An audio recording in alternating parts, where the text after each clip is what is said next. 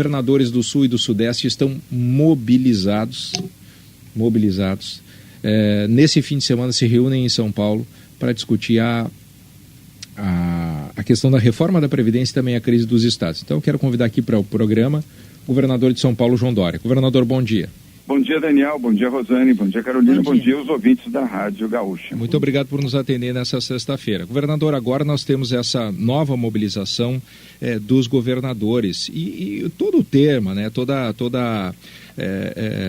a discussão que gira em torno dessa mobilização é a crise dos estados, a situação financeira dos estados. O Rio Grande do Sul talvez tenha uma das piores situações.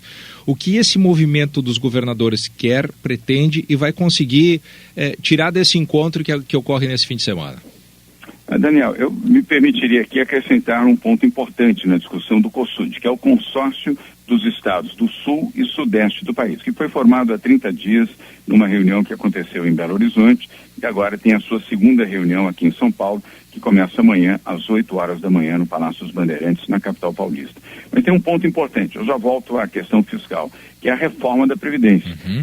O primeiro encontro realizado em Belo Horizonte, os 7 governadores dos 7 estados do Sul e Sudeste, que representam 70% da economia brasileira e 72% da demografia do país, manifestaram-se clara, aberta e positivamente a favor da reforma da Previdência. Houve ali um contraponto.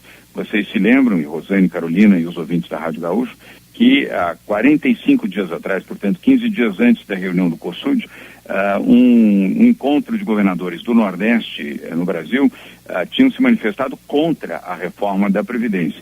E nós, ao fazermos um encontro e promovermos a configuração deste consórcio Sul e Sudeste, tivemos uma posição diametralmente oposta a favor da reforma da Previdência. E esse contraponto ajudou, inclusive, que os próprios governadores do Nordeste revisassem um pouco esta posição, que já na terça-feira dessa semana, em Brasília, no Fórum de Governadores, já tinha uma visão um pouco diferente daquele antagonismo que apresentaram 45 dias atrás. Então, quis apenas registrar aos ouvintes da Rádio Gaúcha, Daniel, de que também o tema da reforma da Previdência voltará a ser debatido, sim, no COSUD a partir de amanhã, porque ele implica diretamente na qualidade de vida e na qualidade fiscal dos estados do Sul e do Sudeste, inclusive no Rio Grande do Sul. Apartar, como quiseram alguns representantes de partidos de esquerda, ou seja, tirar o tema da Previdência estadual do contexto da Previdência nacional, federal, seria um erro desastroso nesse momento. Transferir a responsabilidade de reforma da Previdência estadual aos governadores, ainda que alguns estados já tenham realizado, o caso de São Paulo. São Paulo já fez a sua reforma da Previdência. Mas transferir este debate no momento em que os governadores, como é o caso do Rio Grande do Sul, com o governador Eduardo Leite, lutam, eu diria, tênue de uma maneira duríssima para melhorarem a condição fiscal, colocar um debate político neste momento seria um desastre para cada um dos estados. Felizmente, o governo federal já disse, Rosane, já disse que estará vinculado e não vai fazer este apartamento, ou seja, essa separação entre a reforma da Previdência Nacional e as estaduais.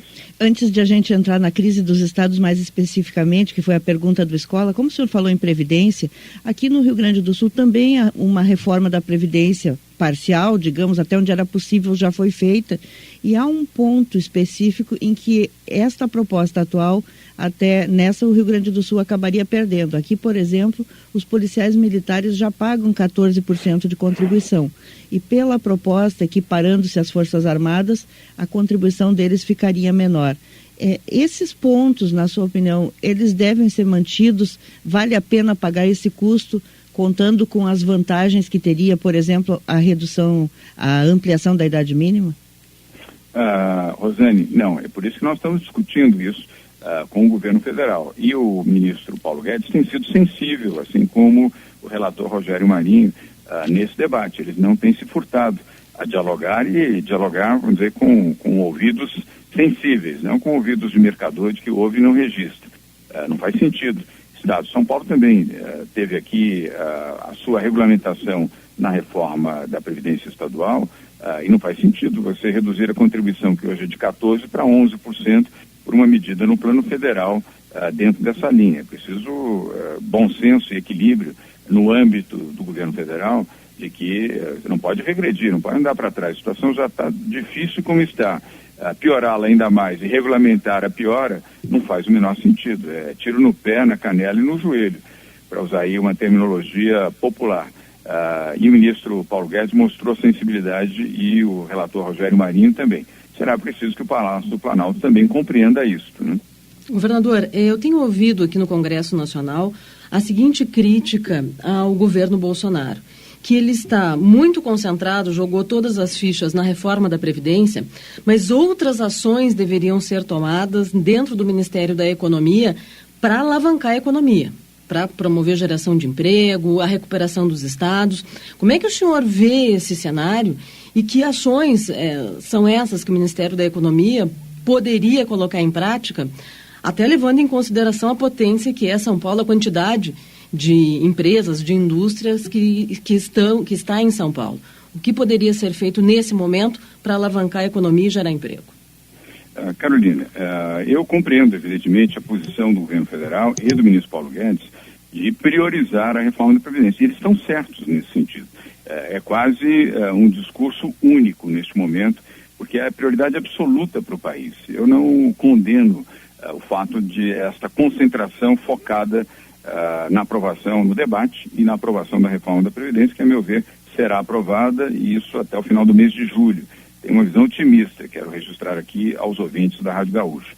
Mas, na sequência, nós temos, ou até simultaneamente, embora com um peso menor ainda neste momento até a reforma da Previdência, nós temos o Pacto Federativo, que já foi anunciado pelo ministro Paulo Guedes, que será feito em benefício dos estados e dos municípios também, que significa, traduzindo aos ouvintes da Rádio Gaúcho, recursos hoje concentradamente nos ministérios em Brasília, saúde, educação, habitação, infraestrutura, segurança pública, por exemplo, serem destinados aos governadores e os governadores capilarizarem aos prefeitos e prefeitas dos municípios. Afinal, a Carolina, a Rosane, Daniel e os ouvintes aqui da Rádio Gaúcha, as pessoas não vivem na União e nem tampouco vivem no Estado, vivem nos municípios. É ali que ele vive, que ele reside, que ele trabalha, que ele tem a sua vida. E as demandas são feitas no município de saúde, educação, habitação, segurança pública, serviços, obras, infraestrutura e transporte público também. Então, a reforma no Pacto Federativo, ela será muito importante, a meu ver, já colocada para o debate e votação no Congresso Nacional no segundo semestre deste ano.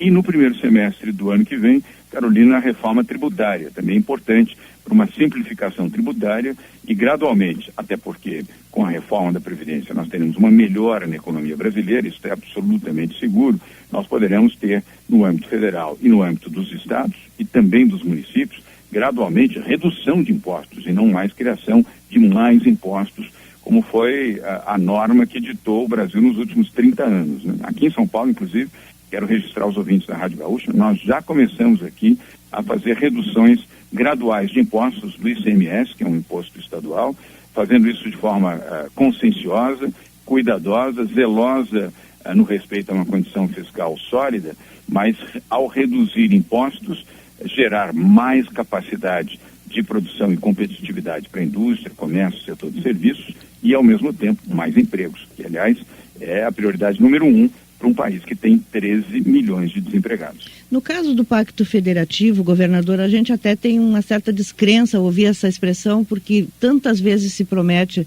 uma mudança e ela não ocorre. A União vai cada vez, e foi assim ao longo dos últimos 20 anos, vai abocanhando uma fatia maior das receitas e aumentando as responsabilidades de estados e municípios. Hoje os municípios, o senhor sabe disso, eles já gastam mais do que a Constituição exige com saúde, porque tem que suprir essa deficiência. Muitos gastam mais do que a Constituição exige com educação, também porque tem que suprir as deficiências.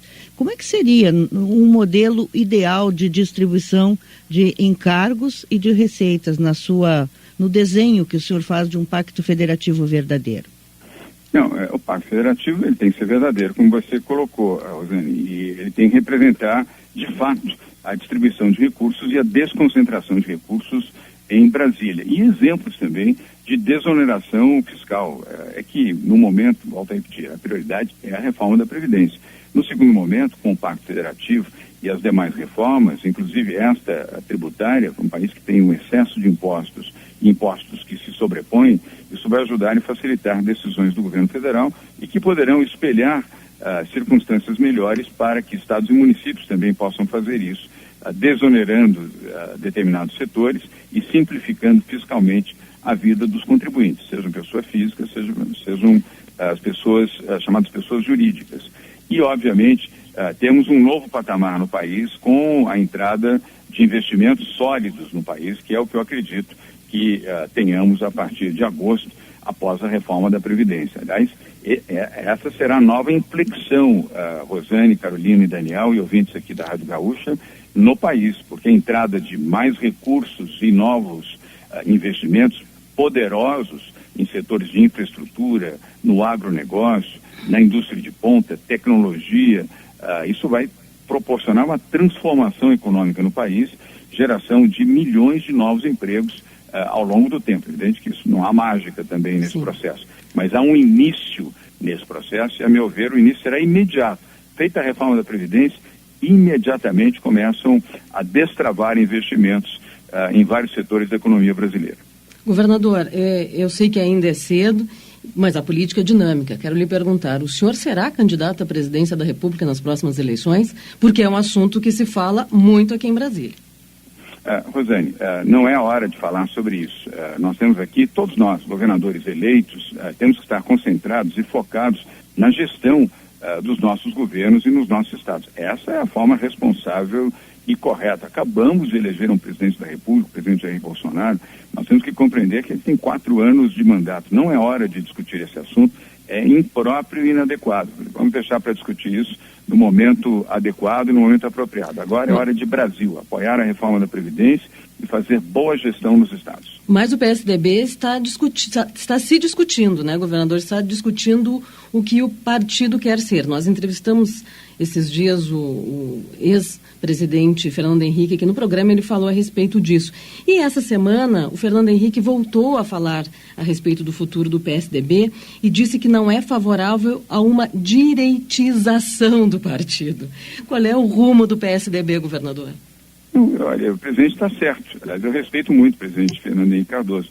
Não se trata de direitizar, vamos chamar assim, o PSDB. A nossa posição, que nós defendemos, aliás, a mesma posição do Eduardo Leite, governador do Rio Grande do Sul, do governador Reinaldo Azambuja, do Mato Grosso do Sul, é posicionar o PSDB ao centro, um centro democrático, não é centrão, ao centro, uma posição liberal, firme em posições de defesa de uma economia liberal, globalizada, capacitada para gerar emprego, gerar oportunidades, favorecer o empreendedorismo, menos populismo, menos Estado e mais privado. Essa é a visão do novo PSDB a partir de 1º de junho, após as eleições da Executiva no dia 31 de maio. Mas nem a direita nem a esquerda. Respeitar o diálogo com a esquerda e com a direita, o contraditório ajuda a democracia e nos afastarmos dos extremos, Rosane. A extrema esquerda e a extrema direita não são contributivos para o debate democrático, nem para a economia, nem para o desenvolvimento social, muito menos para a redução da pobreza e da miséria no Brasil. Os extremos se tocam e eles são nocivos ao Brasil.